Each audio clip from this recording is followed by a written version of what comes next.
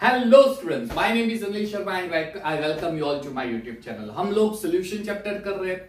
मैंने video lecture number 1 बना दिया जिसमें इंट्रोडक्शन वाला पार्ट था। वीडियो लेक्चर नंबर 2 बनाया है जिसमें हमने सारे यूनिट ऑफ कंसंट्रेशन देख लेते हैं। आज हम क्या करने वाले हैं, तो आज हम सॉल्व करेंगे सारे एनसीईआरटी के numerical based on units of concentration. ठीक है, अगर आप मेरा वीडियो पहली बार देख रहे हैं तो प्लीज सब्सक्राइब कर दीजिएगा, लाइक कीजिएगा और कमेंट। अगर मेरा वीडियो पसंद आए तो सबको फॉरवर्ड कीजिएगा, जितने भी 12th स्टैंडर्ड में पढ़ रहे हैं स्टूडेंट्स और जितने भी 11th में। ठीक है, before we start over here, सबसे पहली चीज हम ये याद करेंगे कि कितनी फॉर्मूलाज है। डेफिनेशन हमने देख ली। अगर हमें फॉर्मूला याद रहेगी तो हम सारे न्यूमेरिकल्स बहुत ही आसानी से कर सकते हैं। इसलिए मैंने क्या किया है, पहले से ही बोर्ड पे सारे फॉर्मूला लिख के रखे हैं ताकि हमारा टाइम वेस्ट ना हो। पढ़ाते पढ़ाते मैं फॉर्मूला लिख सकता था लेकिन वीडियो बड़ा बन जाएगा, बोरिंग जैसा हो जाएगा, टाइम बिगड़ेगा। इससे अच्छा मैंने सारी फॉर्मूलाज लिख दी। सारी फॉर्मूलाज एक बार देख लेते हैं। आज के वीडियो लेक्चर में फॉर्मूलाज देखेंगे। फॉर्मूलाज के बाद हम लोग सॉल्व्ड एग्जांपल्स जितने भी एनसीईआरटी के हैं और इंडेक्स के क्वेश्चंस वो सब करेंगे।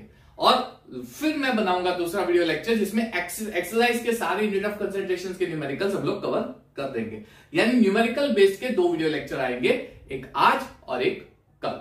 ठीक है, तो सबसे पहले बिना टाइम वेस्ट किए सारी फॉर्मूलाज एक बार देख लेते हैं। हमने पहले मोलारिटी की डेफिनेशन दी थी। फॉर्मूला है molarity is equal to number of moles of solute. अब जहां पे भी मैंने सिर्फ एन लिखा है वो सॉल्यूट है, नीचे है V volume of solution. Definition देखनी है तो आप मेरे वीडियो लेक्चर में चले जाओ अगले, उसमें आपको मिल जाएगा।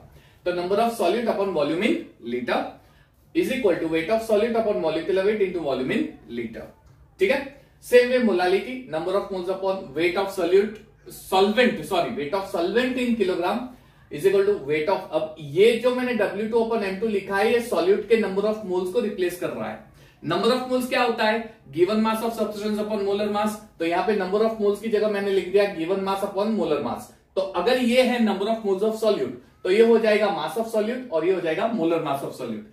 सेम वे अगर ये है number of moles of solute ये हो जाएगा मास ऑफ सॉल्यूट, ये हो जाएगा मोलर मास ऑफ सॉल्यूट। ठीक है, चलिए फिर हमने एन नॉर्मलिटी की बात की थी, number of equivalent upon volume in litre.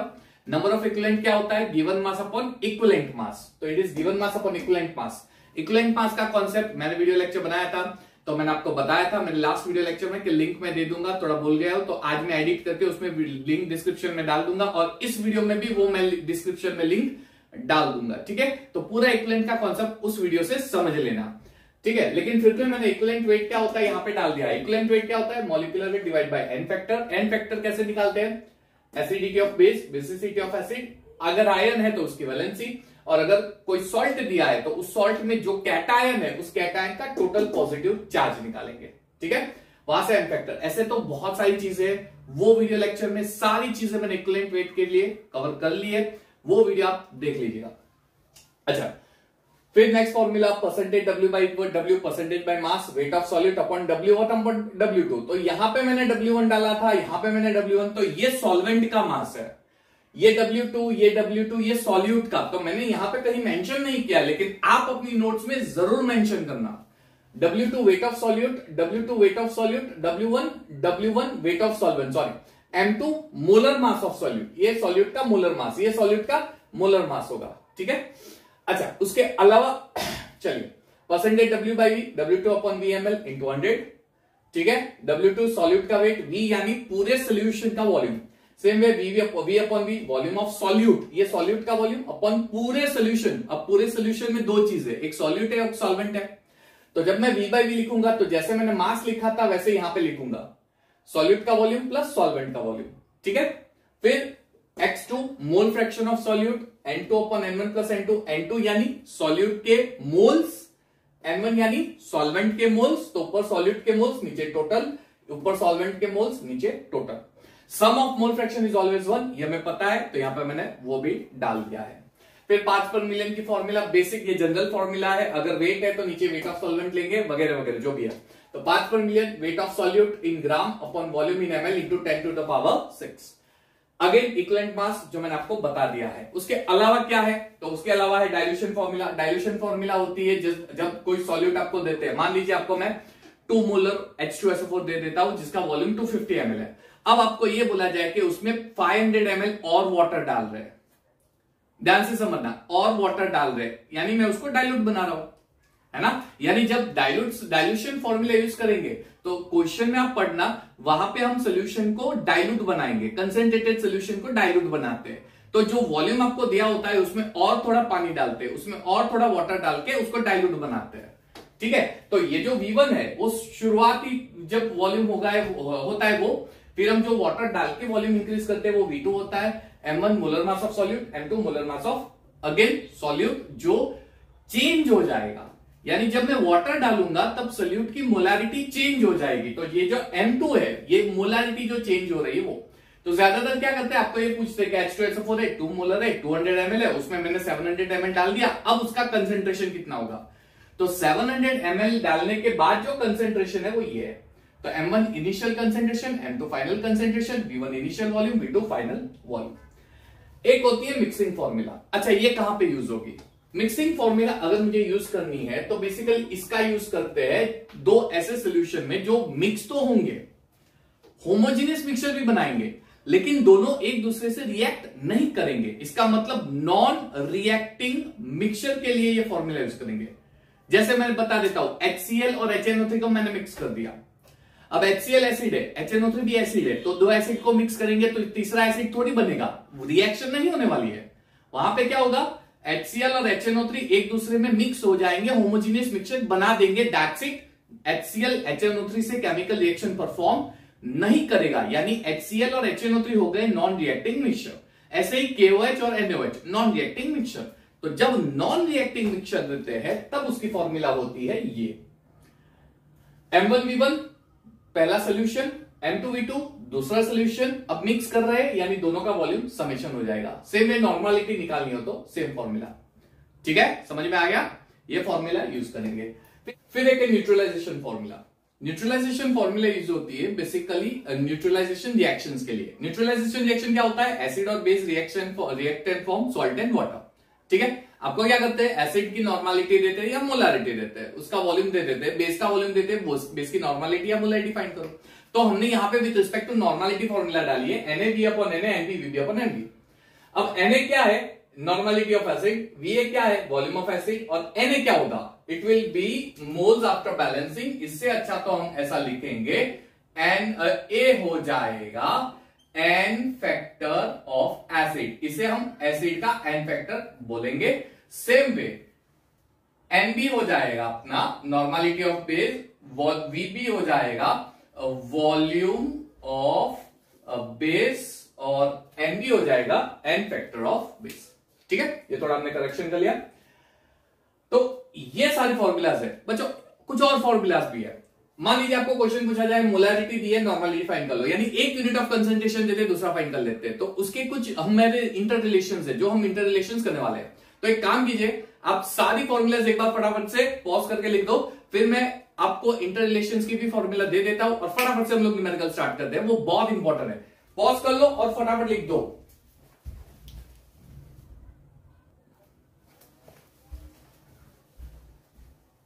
चलिए, तो ये सारे इंटर रिलेशंस हैं डिफरेंट यूनिट ऑफ कंसंट्रेशंस के, ठीक है। मोलारिटी और मोलारिटी का रिलेशन, अगर मोलारिटी दिया है मोलारिटी फाइंड करना है, मोलारिटी दिया है मोलारिटी फाइंड करना है, तो ये फॉर्मूला यूज करेंगे 1000 into molarity upon 1000 into solution जो होता है उसकी डेंसिटी, डेंसिटी ग्राम अपॉन ml होगी, डेंसिटी ग्राम अपॉन ml होगी, माइनस M2। M2 अब भी मैंने बताया, M2 दिखा यानी सॉल्यूट का मॉलिक्यूलर वेट, और M होगा मोलारिटी। सेम में नॉर्मलिटी दी है, मोलारिटी फाइंड करना है, normality is N factor multiply by molarity. Molarity दी है परसेंटेज W/W, या परसेंटेज W/W दिया है, मोलारिटी निकालनी है। तो molarity is equal to percentage W/W into density of solution multiply by 10 divide by M2, ठीक है।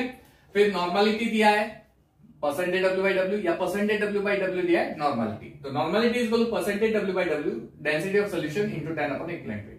इन दोनों ही केस में डेंसिटीज ऑफ सॉल्यूशन, और इसमें भी डेंसिटी ऑफ सॉल्यूशन आपको एग्जाम में दे देते हैं, ठीक है। फिर होती है मोलारिटी ऑफ परसेंटेज W/V का रिलेशन। इन दोनों रिलेशन में ज्यादा फर्क नहीं है, डेंसिटी ऑफ सॉल्यूशन को हटा दो, फॉर्मूला बन गई रेडी। सेम में नॉर्मलिटी में भी डेंसिटी ऑफ सॉल्यूशन को हटा दो, मिल गई फॉर्मूला। फिर रिलेशन है मोलारिटी और मोल फ्रैक्शन का। Molarity is equal 1000 into again density, और x2 होता है mole fraction of solute upon x1m1, यानी सॉल्यूट का सॉल्वेंट का mole fraction into molecular weight plus x2m2, ठीक है। x2 mole fraction of solute into molecular weight of solute. x2 is equal to m, अब ये molality के साथ relation हो गया, x2 mole fraction of solute, molality upon molality plus 1000 upon m1। ठीक है, तो ये सारे इंटर रिलेशंस है। इस इंटर रिलेशंस को भी पॉज करके फटाफट लिख दो ताकि हम लोग न्यूमेरिकल्स पे चले जाए। सॉल्व एग्जांपल्स हम लोग स्टार्ट करने वाले, नोट डाउन। चलिए तो हम लोग स्टार्ट कर रहे हैं सॉल्व एग्जांपल। टेक्स्ट बुक निकाल दो, एनसीईआरटी टेक्स्ट बुक अगर आपके पास है तो निकाल दो NCERT text book. NCERT text book में पेज नंबर 38, चलिए तो पेज नंबर 38 पे हमारा सॉल्व एग्जांपल नंबर 2.1। ठीक है, क्वेश्चन देख लो। क्वेश्चन क्या है, calculate the mole fraction of ethylene glycol. Ethylene glycol की फॉर्मूला आपको दे रखी है, that is C2H6O2 in a solution.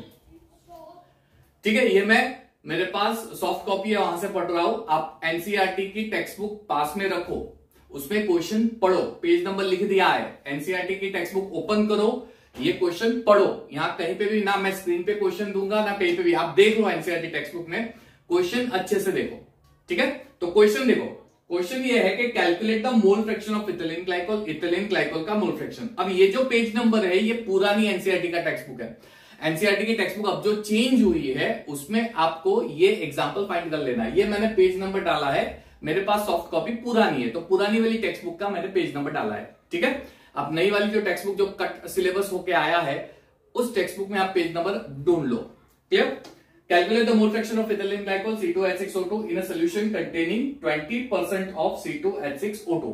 यानी हम लोग इथिलीन ग्लाइकॉल का सॉल्यूशन बना रहे हैं। किसका सॉल्यूशन, इथिलीन ग्लाइकॉल। इसका मतलब यहां पे हो गया इथिलीन ग्लाइकॉल सॉल्यूट और सॉल्यूशन बना रहे। तो सॉल्यूशन किसमें बना रहे, सॉल्वेंट तो दिया नहीं है ना। लेकिन आपको यहां पे एक चीज याद रखनी है कि अगर सॉल्वेंट नहीं दिया है, क्वेश्चन देखो, मैं क्वेश्चन देख रहा था, मुझे कहीं पे सॉल्वेंट नहीं दिखाई दिया, तो जब भी सॉल्वेंट नहीं देते तो वो सॉल्वेंट हमारा ऑलवेज वाटर होता है।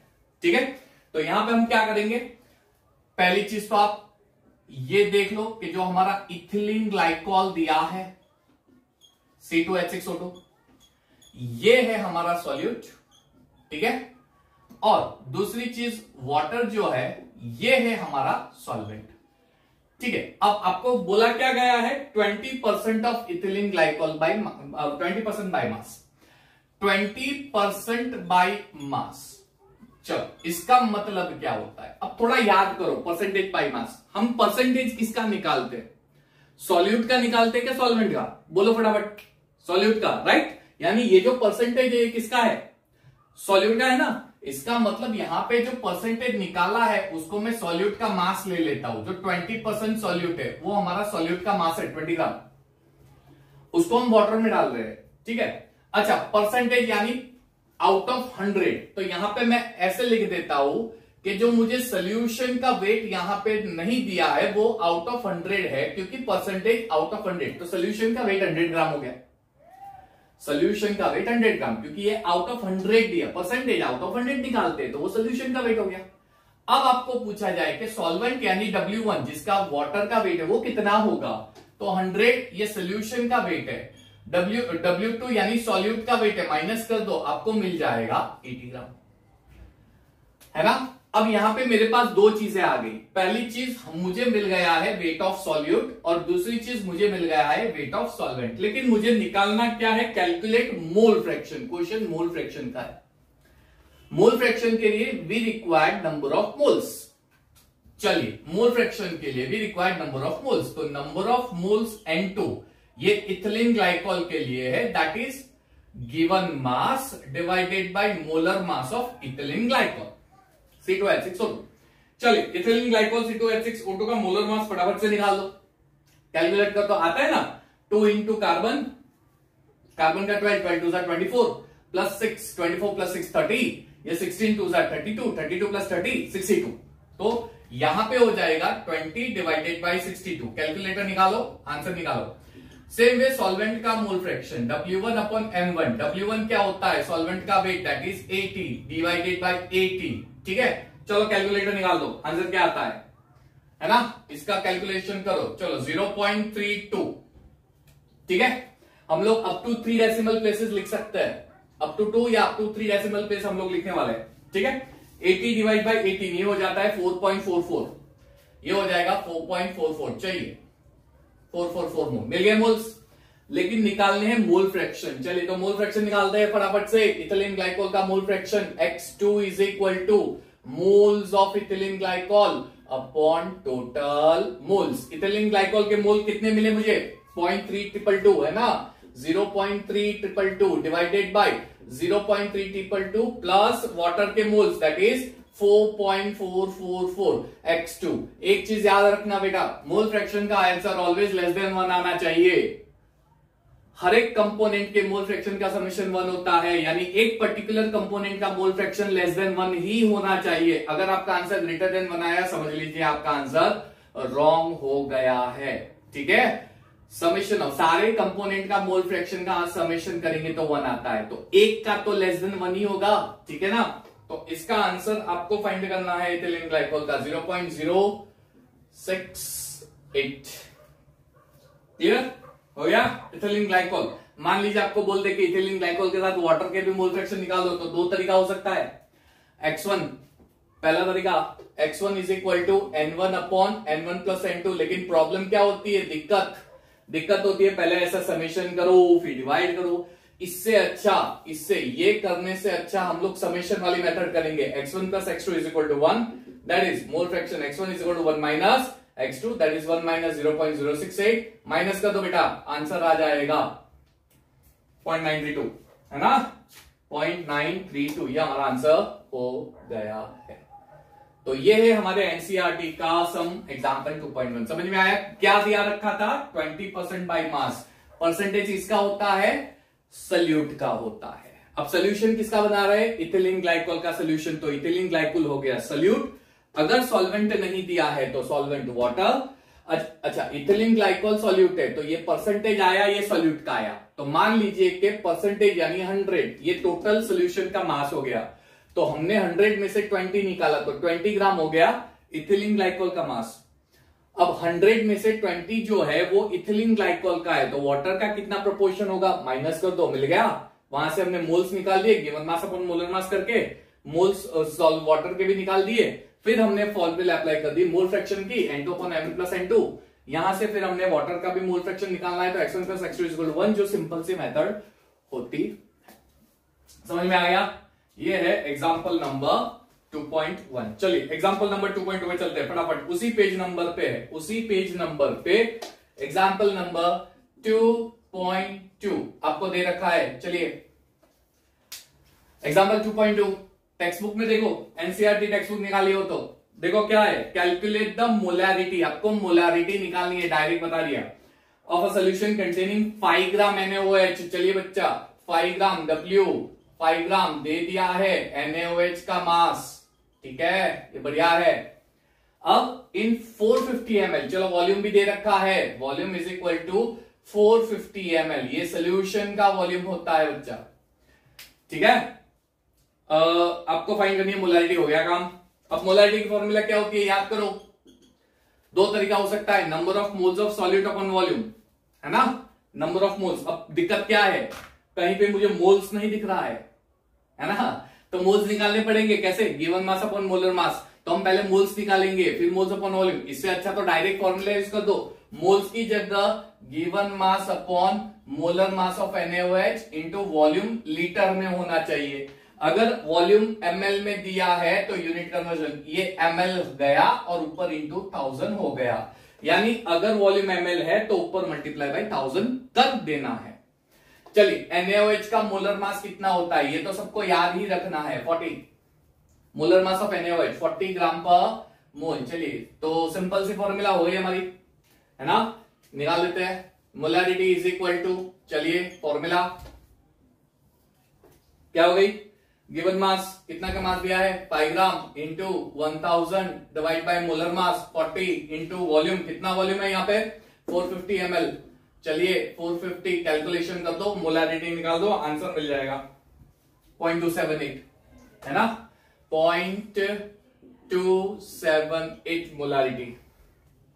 क्लियर? मोलैरिटी का यूनिट क्या होता है, मोल पर लीटर। ये हो जाएगा मोल पर लीटर। इसका मतलब ये हो गया कि 1 लीटर में इसके इतने मोल्स प्रेजेंट है ना। इसी समय आपको करना कुछ नहीं है बेटा, करना कुछ भी नहीं है, फॉर्मूला यहां रखनी है, इसमें फॉर्मूला छाप देनी है, सारी फॉर्मूलाज यहां पे छाप देनी है, फिर करना है ना। फॉर्मूला अप्लाई किए, क्या क्या दोनों में, कुछ भी नहीं, फॉर्मूला याद है, न्यूमेरिकल हो गया, है ना। चलिए उसके नेक्स्ट पेज पे चले जाओ, उसके नेक्स्ट पेज पे सोल्ड एग्जाम्पल 2.3 पे चले जाते हैं, एग्जाम्पल 2.3 निकालते हैं। चलिए, है ना, एग्जाम्पल आपको स्क्रीन पे दिख रहा है, साइड पे, राइट हैंड साइड पे 2.3। अच्छा बढ़िया दिख रहा है, गुड। चलिए तो 2.3 एग्जाम्पल। क्वेश्चन क्या है बेटा, कैलकुलेट मोलालिटी। अच्छा मोलालिटी है, वैसे मोलालिटी कैलकुलेट करनी है। Calculate molality of 2.5 gram of ethylene glycol. चलिए 2.5 ग्राम यानी अगेन इथिलीन ग्लाइकॉल यहां पे सॉल्यूट है बेटा, सॉल्यूट है 2.5 ग्राम। 2.5 gram of ethylene ethanoic acid दिया है, I am very sorry, ethanoic acid, ethylene glycol नहीं है, इथेनॉइक एसिड है, तो सॉल्यूट इथेनॉइक एसिड हो गया। उसको किस में डाल रहे हैं, बेंजीन में, 75 ग्राम। यानी यहां पे जो बेंजीन है ये हमारा हो गया सॉल्वेंट का मास, है ना। आपको क्या निकालनी है, मोलालिटी, स्मॉल एम। अब जैसे मोलालिटी की फॉर्मूला है वैसे मोलालिटी की है, कुछ याद है, नीचे वॉल्यूम की जगह हम क्या डालते हैं, वेट ऑफ सॉल्वेंट, है ना, किलोग्राम में। लेकिन अगर ग्राम करोगे तो उसके ऊपर 1000 आ जाएगा, यही फॉर्मूला डालेंगे। तो ये क्या हो जाएगी, molality is equal to weight into 1000 divided by molar mass of solute into weight of solvent. चलिए कैलकुलेशन कर देता है।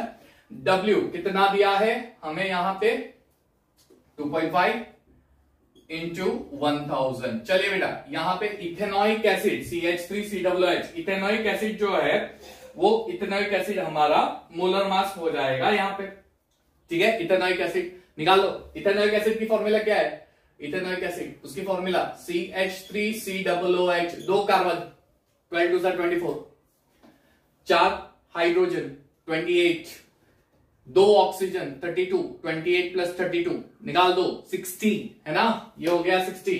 तो 60 multiply by weight of solvent that is 75, आ गया हमारे मोलालिटी का आंसर।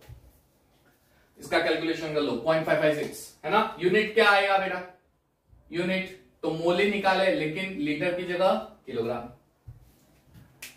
है ना। अच्छा एक बढ़िया चीज, यूनिट ऑफ कंसेंट्रेशन के जो न्यूमेरिकल्स है सॉल्ट एग्जांपल के सिर्फ 3 है, और सारे 3 न्यूमेरिकल्स मैंने यहां पे दिखा दे। पहले परसेंटेज वेट बाय वेट का है, दूसरा मोलारिटी का है, तीसरा मोलालिटी का है। अब हम उसी पेज पे इंटेक्स के 5 क्वेश्चन दिए वो करने वाले हैं, लेकिन वो क्वेश्चन करने से पहले इसको नोट अगर करना हो, समझना हो, वापस समझ लो, फिर हम करते हैं। चलिए एनसीईआरटी इंटेक्स के क्वेश्चंस कर लेते हैं फटाफट। जहां पे सॉल्ट एग्जांपल 2.3 खत्म हुआ है वहीं पे दिया है इंटेक्स के क्वेश्चंस। चलो इंटेक्स क्वेश्चन नंबर 1 पे आ जाते हैं, ठीक है। इंटेक्स्ट का क्वेश्चन नंबर 1 2.1 इंटेक्स्ट। चलिए क्वेश्चन क्या है, calculate the mass percentage of benzene and carbon tetrachloride if 22 gram of benzene is dissolving 122 gram of carbon tetrachloride. अच्छा यहां पे बेंजीन 22 ग्राम है, उसको मैं W2 ले लेता हूं, ठीक है। तो ये W2 हो गया weight of benzene that is 22 ग्राम, उसको मैंने कार्बन टेट्राक्लोराइड में डिसॉल्व कर दिया है 122 ग्राम दैट इज W1, ठीक है। तो ये हमें ये 2 चीजें दे रखी है, बेंजीन और कार्बन टेट्राक्लोराइड। फाइंड करने के लिए बोला है बेंजीन का percentage by mass, mass percentage यानी परसेंटेज बाय मास। तो मैंने फॉर्मूला दे रखी है आपको, percentage by mass is equal to benzene का mass divided by total mass that is W1 upon W2 multiply by 100। Simple formula है, अरे बहुत इजी फॉर्मूला है ना, ठीक है। Quick W2 22 divided by 22 plus 122 multiply by 100 कर दो, बस आ गया हमारा ये आंसर परसेंटेज में, हो गया। इससे बेहतरीन सम तो कौन सा हो सकता है ना। डिवाइड करके, इसका आंसर आएगा 84.72। अब आपको मास परसेंटेज किसका निकालने के लिए बोला है? बेंजीन और CCl4 का।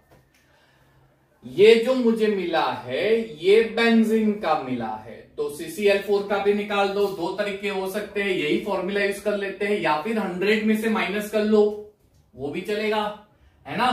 तो percentage W/W of CCl4 is equal to 100 में से माइनस कर लो, 100 माइनस 84.72। अरे भाई बहुत सिंपल है भाई, माइनस ही तो करना है ना।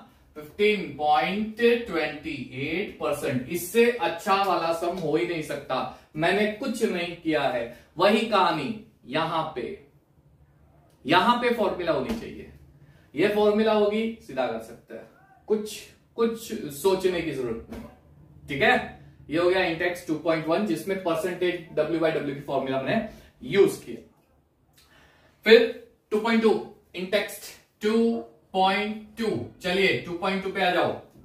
Calculate the mole fraction of benzene. Benzene का मोल फ्रैक्शन निकालना है in solution containing 30% by mass in CCl4।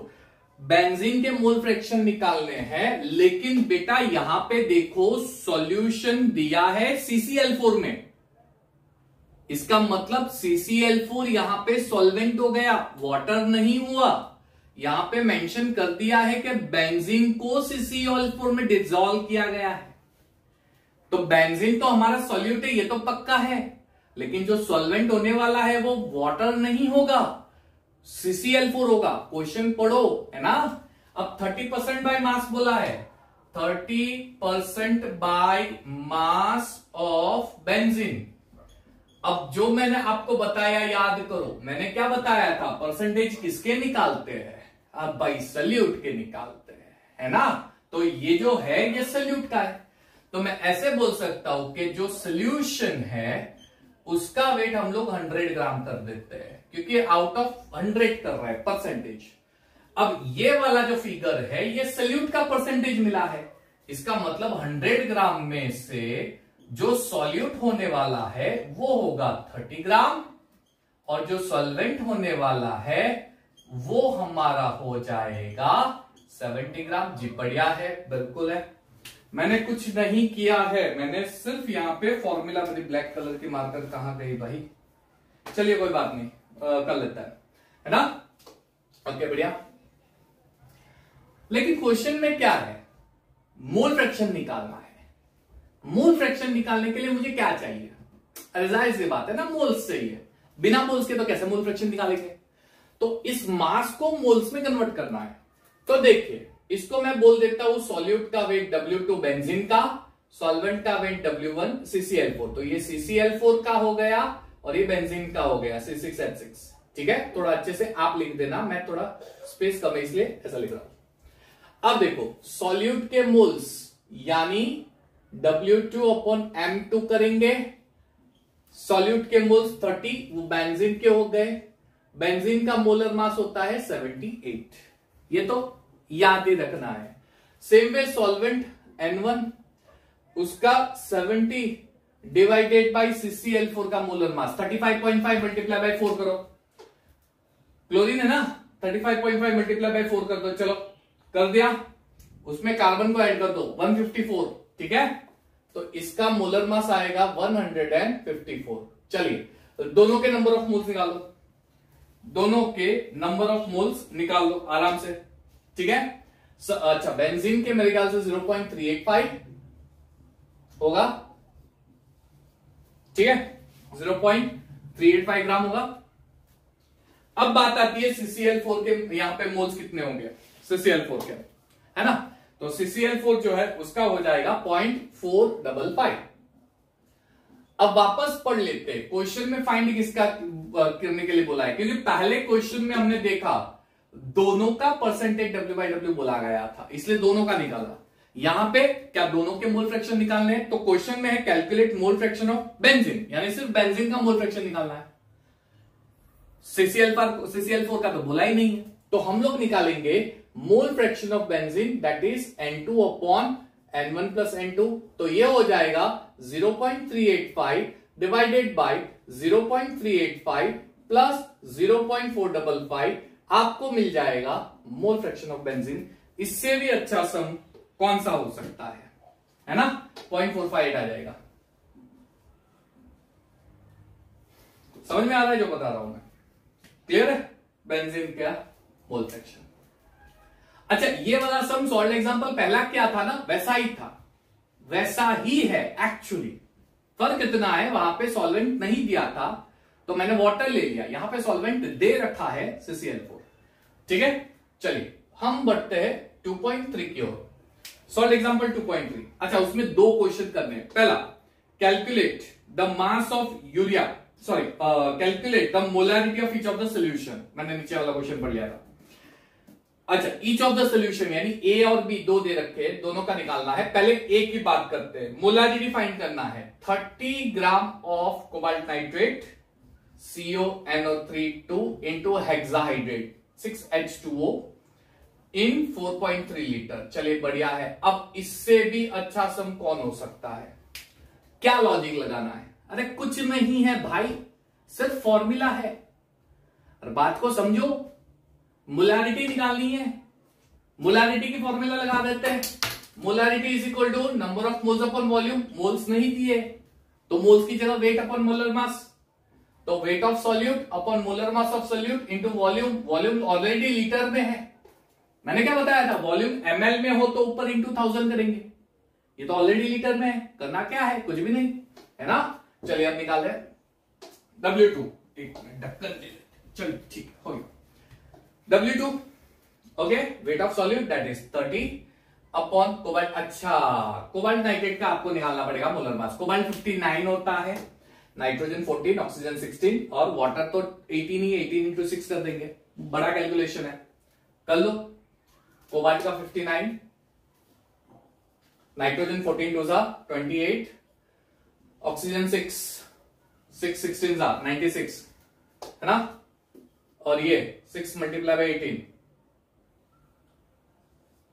8 6 48, 8 carry 4, 6 1 6 128। चलो इसका समेशन कर दो, इसका आप समेशन कर दो, आपको मिल जाएगा मोलर मास 291।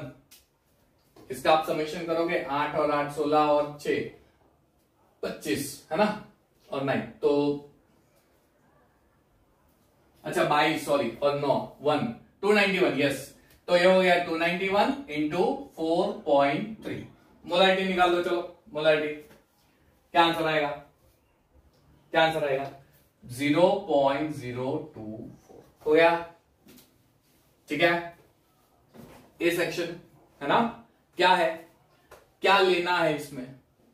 फॉर्मूला याद रखनी है, 50 बार बोला है ना, 51 टाइम वापस बोल रहा हूं। फॉर्मूला याद रखनी है, यहां पे होना चाहिए, कुछ नहीं। चलो बी सेक्शन पे चले जाओ। 30 ml of 0.5 molar H2SO4 diluted to 500 ml। 30 ml of 0.5 molar H2SO4 diluted. अच्छा, डाइल्यूटेड का मतलब क्या? याद करो, डाइल्यूशन फॉर्मूला क्या है? डाइल्यूशन फॉर्मूला वाटर डाल के कंसंट्रेटेड सोल्यूशन को डाइल्यूट करना। यानी यहां पे फाइनल वॉल्यूम नहीं दिया है, सॉरी फाइनल वॉल्यूम देने की जरूरत भी नहीं, वो तो निकाल देंगे। इनिशियल वॉल्यूम दे रखा है, इनिशियल मोलारिटी दे रखी है, फाइनल मोलारिटी निकालनी है। M1V1 इज इक्वल M2V2 हमारी डाइल्यूशन फॉर्मूला यूज होने वाली है। चलो तो सबसे पहले M1 क्या दिया है यहां पे देखो, initial molarity that is 0.5, volume क्या दिया है 30 ml। अब इसको मैं क्या कर रहा हूं 500 ml, 500 diluted to 500। Diluted to 500 का मतलब क्या होता है बच्चा? मैंने 50 ml में पानी डाला और उसका वॉल्यूम 50 ml से बढ़ा के 500 किया है। ऐसा नहीं बोला है कि मैंने 50 ml H2SO4 लिया और उसमें 500 वाटर, नहीं। ऐसा करोगे तो 500 डाल के 550 ml, नहीं। यहां पे मैंने वाटर डाला है तो 50 ml राइज होके 500 बना है, तो वाटर तो 450 डाला है ना। तो ये जो 500 है ये तो हमारा फाइनल वॉल्यूम हो गया। इसकी मोलारिटी निकालनी है, हमारी formula M1V1 is equal to M2V2। चलो कर दो, M2 निकालना है, it is equal to 0.5 into 30 divided by 500, 0 0 cancel, ये तो कैंसल हो गया।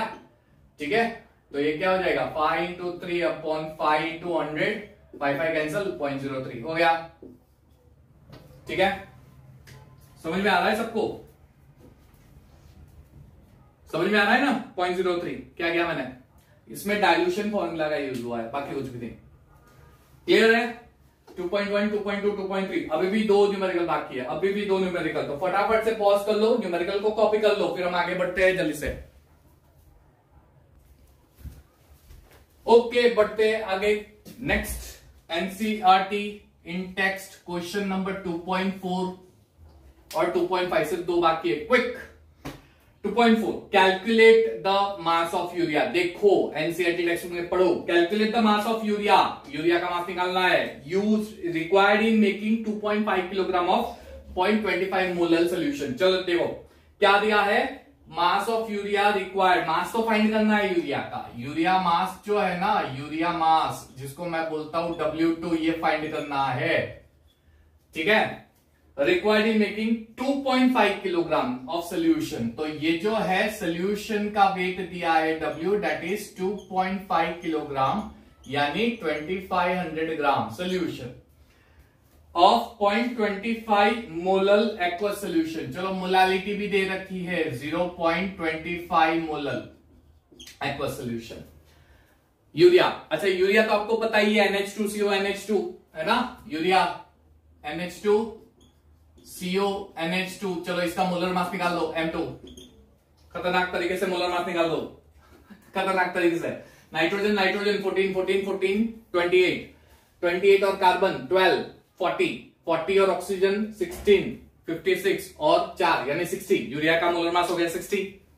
ठीक है, तो मोलालिटी की फॉर्मूला यूज कर लेते हैं, 60 ग्राम पर मोल। चलिए मोलालिटी की formula, molality is equal to weight of solute upon urea का molar mass into weight of solvent. गड़बड़ कहानी वाली पार्ट। क्यों? क्योंकि सॉल्वेंट का वेट निकालना है मुझे, सॉल्यूट का वेट फाइंड करना है, सोल्यूशन का वेट दिया है, सॉल्वेंट का वेट क्या निकालेंगे? तो सिंपल है ना भाई, करेंगे क्या, weight of solvent is equal to 2500 या फिर 2.5 किलोग्राम ही रख दो चलेगा, 2500 की जगह 2.5 किलोग्राम रख दो, माइनस W2। मैं क्या कर रहा हूं, 2500 कर देते, चलो कोई बात नहीं, 2500 माइनस W2। तो अगर मैं ये ग्राम में कर रहा हूं तो इसको इंटू 1000 कर लेते, हो गया। तो मैंने क्या किया, सोल्यूशन का जो मास था 2500 ग्राम, उसमें से मैंने यूरिया का मास माइनस कर दिया, सॉल्वेंट का मिल गया। ये सॉल्वेंट का मास यहां पे डालेंगे, क्योंकि सोल्यूशन का मास मोलालिटी के फॉर्मूला में यूज नहीं हो रहा है, सॉल्वेंट का मास यूज होता है, सोल्यूशन का नहीं होता। याद रखना, सोल्यूशन का नहीं होता है। ठीक है, चलिए मोलालिटी, वेट ऑफ सॉल्यूट। चलो वेट ऑफ सॉल्यूट क्या होता है, यहां पे हमें निकालना है W2। मोलालिटी दे दीजिए, दैट इज 0.25 और क्या दे रखा है, W2 निकालना है into 1000 divide by 60 multiply by 2500 minus W2। बस इसका कैलकुलेशन, इसको आपको सिंप्लीफाई करके W2 का आंसर लेके आना है, बाकी कुछ भी नहीं करना है। कैलकुलेशन मेरे हिसाब से तो आप कर लोगे, इतने तो स्मार्ट हो आप, है ना। W2 का आंसर 37 ग्राम आना चाहिए, सीधा मैं आपको बोल देता हूं, दैट्स इट, बाकी कुछ भी नहीं। हो गया 2.4 है ना, और लास्ट 2.5 पे चलते हैं। चलिए 2.5 यहां पे सारे जो वैल्यूज वो डाल देते हैं और फिर यहां पे हम दिखा देते हैं। कैलकुलेट, क्या क्या कैलकुलेट करना है 2.5 में, पहला मोलालिटी कैलकुलेट करनी है, फिर मोलारिटी कैलकुलेट करनी है, वेरी गुड, और उसके बाद मोल फ्रैक्शन कैलकुलेट करना है, बढ़िया है। क्या दे रखा है, सॉरी थोड़ा हैंडराइटिंग स्मॉल हो गया, जूम कर लेना। मोल फ्रैक्शन ऑफ क्या है, डेंसिटी ऑफ 20%। अच्छा आपको दे रखी है, अच्छा ऊपर लिख देते, चलो बोला, percentage W by W of KI दे रखी है, दैट इज 20, और डेंसिटी ऑफ सोल्यूशन आपको दे रखी है कितनी, 1.202 ग्राम पर ml। चलिए 1.202 ग्राम पर ml। तो हम लोग एक काम करेंगे, परसेंटेज W बाई W का कंसेप्ट यूज कर लेते हैं ना, है ना। देखो सबसे पहले मोलालिटी फाइंड करनी है, कर लेते हैं। परसेंटेज W बाई W यानी 20% ऑफ KI, इसका मतलब क्या हुआ, दैट इज KI का जो वेट है ये 20 ग्राम हो गया है। KI का जो वेट है ये 20 ग्राम हो गया, सिंपल। और आगे चलिए, आगे W1 कितना होगा, सॉल्वेंट का वेट 100 में से 20 माइनस करो, 100 में से 20 माइनस करो, अरे 80 ग्राम हो गया है ना। W2 20, W1 80 ग्राम हो गया है। चलिए आगे, और आगे क्विक, हमें क्या निकालना है, मोलालिटी के लिए KI का मोलर मास चाहिए, K प्लस I, KI में K 39 प्लस 127 कितना होगा, 9 और 7 16, 6 3 2 5 6 166, चलिए 166 ग्राम पर मोल हो गया। Molality is equal to W2 upon M2 into W1, ये ग्राम में होता है इसलिए इंटू 1000। चलिए निकाल देते हैं W2 कितना दिया है, 20 इंटू 1000 डिवाइडेड बाय M2 यानी 166 मल्टीप्लाइड बाय 80 हो गया आपका आंसर रेडी। मोलालिटी का खत्म, पहला मोलालिटी का आंसर हो गया। मोलालिटी दैट इज 1.506 खत्म। ओके टाटा बाय बाय है ना, I am not roasting anyone, ये तो सिर्फ बोल रहा हूं। चलिए तो ये पहली चीज। दूसरी मोलारिटी निकालनी है, तो एक रिलेशन मैंने बताया था, याद हो तो, परसेंटेज W बाई W और मोलारिटी का एक रिलेशन याद करो, बैक जाके molarity percentage W by W into density of solution multiply by 10 divide by molar mass of solute, दिया था फॉर्मूला है ना। चलिए परसेंटेज W बाई W कितना है यहाँ पे 20% इंटू डेंसिटी कितनी है 1.202 इंटू 10, चलो मोलर मास कितना निकाला है 166, निकाल दो मोलारिटी। क्या सम है, अरे क्या लेना है, कुछ नहीं, ये होना चाहिए जैसे मैं बताता हूं। चलिए क्विक, इसका भी आंसर निकाल दो क्विकली। मोलारिटी समवट आपको 1.45 मोलर मिलेगा, खत्म। Okay tata bye bye. Next mole fraction. अच्छा मोल फ्रैक्शन के लिए तो हमें मोल्स रिक्वायर्ड होते हैं, इसलिए हम क्या करेंगे, KI के मोल्स फाइंड कर लेते हैं, ठीक है, फिर वाटर के मोल्स फाइंड कर लेते हैं और मोल फ्रैक्शन निकाल देते हैं, है ना। ओके चलिए, तो सबसे पहली चीज KI के मोल्स, तो मोल फ्रैक्शन निकालने के लिए number of moles of KI is equal to W2 upon M2, W2 यानी 20 अपॉन 166 हो गया, रेडी। फिर N1 W1 अपॉन M1, चलिए W1 कितना है 80 अपॉन 80, मोल्स निकाल दो। अब mole fraction X2 is equal to N2 upon N1 plus N2, खत्म, है ना, सीधी फॉर्मूला है, करना क्या है, ठीक है, निकाल दो। 20 अपॉन 166 करीबन 0.12 आएगा, और ये हो जाएगा 0.12 यहां पे आएगा, इसका हो जाएगा 4.44, 0.12 divide by 0.12 plus 4.44, final figure जो भी आपका आता है X2, that is mole fraction of KI 0.0263, answer done 0.0263। इसको भी पॉज करके कॉपी कर लो पूरा, ठीक है। और नेक्स्ट वीडियो लेक्चर में मिलते हैं, यहाँ पे हम खत्म कर रहे हैं आज का सेशन। नेक्स्ट वीडियो लेक्चर में हम लोग NCERT के एक्सरसाइज के बारे में बात करने वाले हैं। एक्सरसाइज में जितने भी न्यूमेरिकल्स होंगे करेंगे, अगर एक्सरसाइज के अंदर मुझे 2 वीडियो लेक्चर बनाने पड़ेंगे न्यूमेरिकल, तो वो भी बना दूंगा, ट्राई करूंगा एक ही वीडियो लेक्चर में सारे एक्सरसाइज के न्यूमेरिकल्स आ जाएंगे, ठीक है। वही चीज फॉरवर्ड कीजिए। अगर मेरा वीडियो आपको पसंद आया हो तो कमेंट सेक्शन में डाल के जरूर बताइएगा। अगर आपको कुछ और चीज चाहिए वो भी आप मेंशन कर लीजिएगा। सब्सक्राइब कीजिए, लाइक कीजिए और सारे लोगों को, सारे स्टूडेंट्स को फॉरवर्ड कीजिए। कुछ भी क्वेरी हो आप मुझे बताते रहिए। Thank you, have a nice time, take care.